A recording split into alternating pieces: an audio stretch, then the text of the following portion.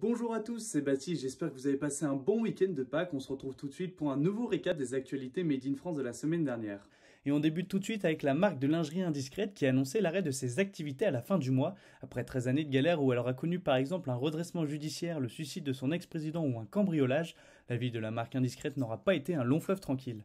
Malgré toutes ces mésaventures, l'entreprise avait su rebondir plusieurs fois comme lors du rachat des activités par Michel Gouzon. Bien que la marque va disparaître, la trentaine de salariés de la manufacture de Chauvigny va pouvoir se consacrer à la sous-traitance d'autres marques de textiles. Deuxième actualité, l'équipementier Puma a annoncé lancer sa collection 100% Made in France. Les milliers de t-shirts, de sweats et de pantalons seront disponibles à partir du 7 avril prochain dans les rayons d'Intersport. Les prix de cette nouvelle collection resteront abordables bien qu'ils soient un peu plus chers que la moyenne. Par exemple, un produit qui serait vendu entre 25 et 28 euros s'il avait été fabriqué dans un autre pays coûterait 35 euros pour cette collection Made in France.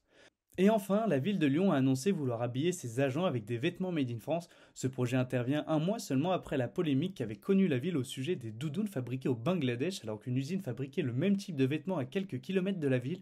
Même si l'initiative est bonne, elle risque de rencontrer quelques difficultés, comme celui des prix, explique Audrey Enoch, première adjointe au maire de Lyon.